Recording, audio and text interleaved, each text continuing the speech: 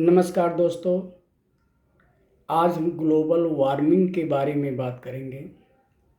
Global warming किसे कहते हैं, इसके काज क्या हैं, इसके इफ़ेक्ट क्या हैं और इसका समाधान क्या है। पृथ्वी के वातावरण का तापमान का धीरे धीरे बढ़ने की घटना को ग्लोबल वार्मिंग कहते हैं और इसके काज वातावरण या एटमॉस्फेयर में ग्रीन हाउस गैसेस के बढ़ने के कारण ही वातावरण का तापमान बढ़ जाता है, क्योंकि ग्रीन हाउस गैसेस में मुख्यतः carbon dioxide, methane, nitrous oxide और पानी की भाप होती हैं। या ग्रीन हाउसेस एक गैसेस सूरज की गर्मी को एब्जॉर्ब करके वातावरण के टेम्परेचर को बढ़ा देती हैं। तो ग्रीन हाउस गैसेस का जो मुख्य स्रोत है, number 1 fossil fuels. Fossil fuels वह फ्यूल है जो ज़मीन से निकलता है, जैसे कोयला, पेट्रोल, डीजल। इसके जलाने से कार्बन डाइऑक्साइड गैस निकलती है और कार्बन डाइऑक्साइड गैस ही हमारी ग्रीन हाउस गैसेस है। इनके निकलने से ग्रीन हाउस गैसेस की मात्रा वातावरण में बढ़ जाती है और ये ग्रीन हाउस गैसेस सूरज की रोशनी को एब्जॉर्व कर लेते हैं। इससे तापमान वातावरण का बढ़ जाता है। दूसरा, ग्रीन हाउस गैसेस बढ़ने का दूसरा कारण है डिफॉरेस्टेशन। डिफॉरेस्टेशन मीन वनों की कटाई। आजकल प्रायः बड़े बड़े जंगलों की कटाई कंटिन्यूअस चल रही है। इसका इफेक्टिव होगा कि पेड़ काटने पर पेड़ों की संख्या कम होने लगेगी और जैसे जैसे पेड़ की संख्या कम होगी तो वातावरण या एटमॉस्फेयर में जो हमारी कार्बन डाइऑक्साइड प्रेजेंट है, जो सूरज की रोशनी को एब्जॉर्ब करके O2 में कन्वर्ट कर रही है,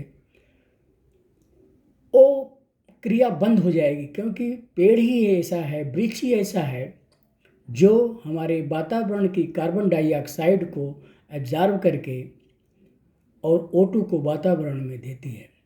इसीलिए ग्रीन हाउस गैसेस की मात्रा बढ़ने का जो दूसरा सबसे बड़ा कारण है वो डिफॉरेस्टेशन है, मतलब वनों की कटाई।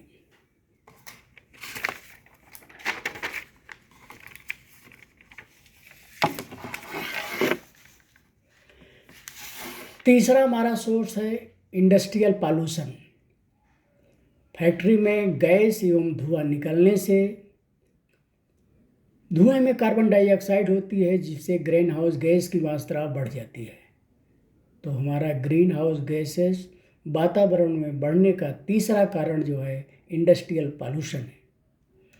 अब ग्रीन हाउस गैस बढ़ने का जो चौथा कारण है व्हीकल है, क्योंकि डे बाई डे व्हीकल की संख्या बढ़ती जा रही है, जिससे इसमें निकलने वाला धुआं में मेनली कार्बन मोनोऑक्साइड या कार्बन डाइऑक्साइड होती है, जो हमारी ग्रीन हाउस गैस की मात्रा को बढ़ा देती है।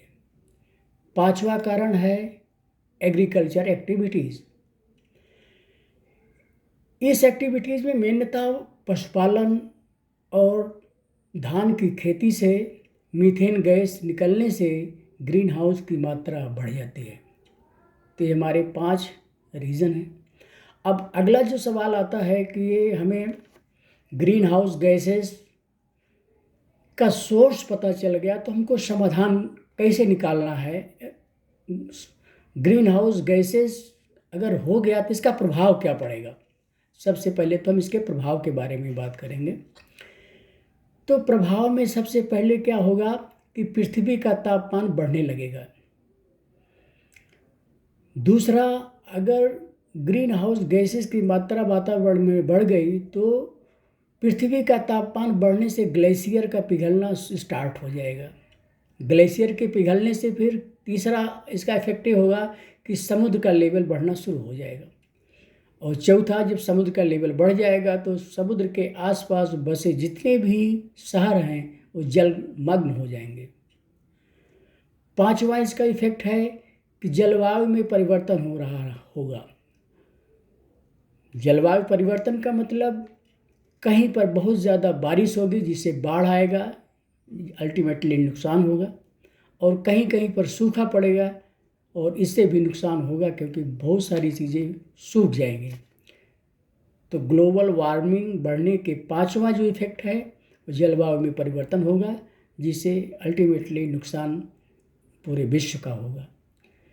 छठा इसका रीज़न है कि ये सब होने के बाद वन में रहने वाले जितने जीव हैं उनका खतरा बढ़ जाएगा, क्योंकि जलवायु परिवर्तन के कारण कहीं बारिश नहीं होगी, पेड़ पौधे सूखना शुरू हो जाएंगे, जंगल में रहने वाले जितने भी जीव जंतु हैं उनके जीवन पर खतरा बढ़ जाएगा। इसलिए ग्लोबल वार्मिंग की जो छठा इफेक्ट है वो वन के जीवों पर खतरा पड़ जाएगा। अब इसके प्रभाव के साथ साथ हमें देखेंगे कि ग्लोबल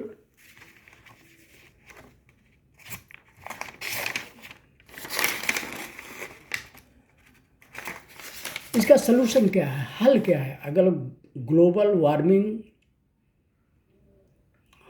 का इफेक्ट हमारे वातावरण पर पड़ रहा है तो इसको हम किस प्रकार से इसका सलूशन निकाल सकते हैं, इसका समाधान कैसे कर सकते हैं। तो सबसे पहले है, अगर हमको ग्लोबल वार्मिंग से बचना है तो सबसे पहले मुझे अधिक से अधिक पेड़ लगाना चाहिए, क्योंकि जैसे जैसे हम वृक्षों की संख्या बढ़ाते जाएंगे, यह वृक्ष एक ऐसा है जो वातावरण में, एटमॉस्फेयर में प्रेजेंट कार्बन डाइऑक्साइड है, इसको यूटिलाइज करके ऑक्सीजन गैस को हमारे वातावरण में देगी।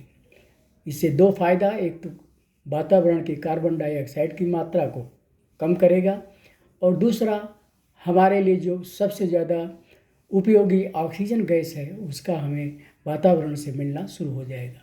तो अधिक से अधिक पेड़ लगाना इसका सबसे बड़ा समाधान है। नंबर 2 है, वाहनों का कम उपयोग करना चाहिए। अपने प्राइवेट वाहनों का उपयोग हम कम करेंगे, इससे कार्बन डाइऑक्साइड और कार्बन मोनोऑक्साइड का उत्सर्जन वातावरण में कम होगा। तीसरा है, हमें ज़्यादा से ज़्यादा रिन्यूएबल एनर्जी का यूज़ करना चाहिए। सोलर एनर्जी है, विंड एनर्जी का उपयोग करने से भी हमारे वातावरण में कार्बन डाइऑक्साइड गैस की मात्रा कम की जा सकती है। और चौथा है, हमें पब्लिक ट्रांसपोर्ट का यूज़ ज़्यादा से ज़्यादा करना चाहिए। जैसे अगर हम 50 आदमी अपनी इंडिविजुअल व्हीकल से एक स्थान से दूसरे स्थान तक ट्रेवल करेंगे तो हम ज़्यादा से ज़्यादा कार्बन डाइऑक्साइड का उत्सर्जन होगा और वातावरण में ग्रीन हाउस गैस की मात्रा बढ़ जाएगी। लेकिन उसके स्थान पर अगर हम एक कॉमन बस का यूज़ करें तो शायद हम वातावरण या जलवायु में ग्रीन हाउस गैसेस को कम कर सकते हैं। और जो लास्ट में सबसे ज़्यादा महत्वपूर्ण है कि एनर्जी का सेविंग करना चाहिए। एनर्जी या ऊर्जा का हम बचत करेंगे तो भी हम कार्बन डाइऑक्साइड का उत्सर्जन कम कर सकते हैं, जिससे ग्रीन हाउस गैस की मात्रा कम हो सकती है। अगर हम सभी आज से एक कदम नहीं उठाएंगे तो भविष्य में पृथ्वी पर जीवन मुश्किल हो सकता है। इसलिए हमें मिलकर ग्लोबल वार्मिंग को रोकना पड़ेगा। Thank you.